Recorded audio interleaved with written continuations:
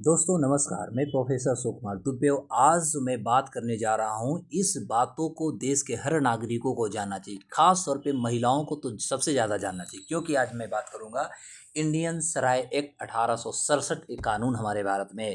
क्योंकि जिस तरह से भाग दौड़ की ज़िंदगी हो चुकी है, आए दिन आज आपकी भाग दौड़ है, आज आप यहाँ हैं, कल वहाँ हैं, अकेले भी हैं, कभी कभी फैमिली के साथ भी हैं। अब ऐसे फैमिली के साथ रहने में स्थितियाँ बहुत विकराल भी होती, कभी कभी टॉयलेट की समस्या बहुत विकराल होती। कुछ कुछ ऐसे भी शहर होते हैं जहाँ पर आपको टॉयलेट की सुविधाएं नहीं होती है।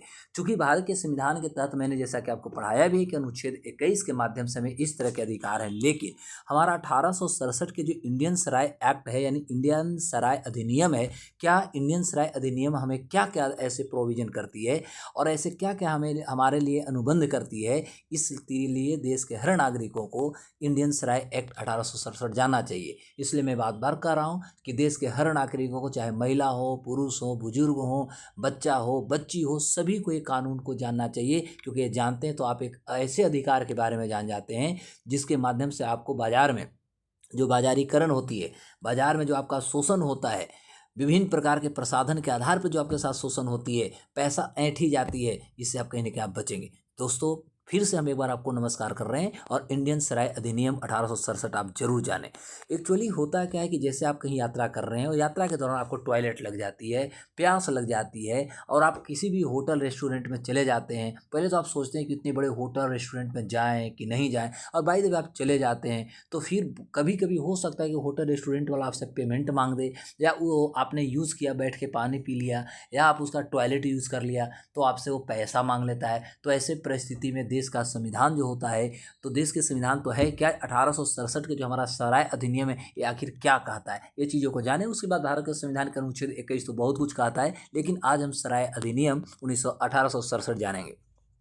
सराय अधिनियम जो 1867 है, इसके तहत सफ़र पर निकले लोग किसी भी होटल या रेस्टोरेंट या लॉज जो होती है, जैसे जगहों पर वो मुफ्त में पानी और पी भी सकते हैं और टॉयलेट का इस्तेमाल कर सकते हैं। इस तरह के हमें अधिकार देश में मिले हुए हैं। भले ही वे वहाँ के चाहे ग्राहक हो या नहीं, ग्राहक आप रह रहे हैं या न रहे हैं, आप होटल में रुक रहे हैं या नहीं रुक रहे, इससे का कोई फ़र्क नहीं पड़ता। बल्कि 1867 के अधिनियम कहता है कि आप फ्री में वहाँ पर पानी पी सकते हैं। अब इसका मतलब ये मत समझिएगा कि वहाँ जा करके उसका बिसलेरी के पानी फ्री में पी के आ सकते हैं, ऐसा नहीं है। वहाँ पर जो एक नॉर्मल जो पानी की उपलब्ध है वो आप कर सकते हैं। तो अंग्रेजों ने 1867 में यह कानून इसलिए बनाया था ताकि होटलों और सराय जैसे जगहों को कामकाज ठीक से चल सके। बाद में जब उन्हें लगा कि यह कानून उतना असरदार नहीं है तो उन्होंने इसे पब्लिक हेल्थ एक्ट 1874 में फिर जोड़ देता है। और याद रखेंगे, पब्लिक हेल्थ एक्ट 1874 होता है। तो फिर इस अधिनियम के तहत अगर कोई मजिस्ट्रेट या सरकारी अधिकारी किसी होटल हुआ या लॉज हुआ या सराय हुआ, उसमें यदि घुसना चाहें तो मालिक जो होते हैं या मैनेजर जो होते हैं, इसको रोके बिना अंदर वो जा सकता था। वह चाहे तो पानी और शौचालय का मुफ्त में इस्तेमाल कर भी सकता था। अब सराय अधिनियम के तहत आपको क्या हक है, थोड़ा आप जान जाइए। तो देखिए, इस कानून के धारा 7 का 2 यानी 7 का 2 के तहत आप देखेंगे तो सफ़र करने वाले लोग किसी भी रेस्टोरेंट, होटल या लॉज में पानी मांगने और टॉयलेट का इस्तेमाल फ्री में कर सकते हैं, चाहे वे वहाँ ठहरे हैं या नहीं ठहरे हैं।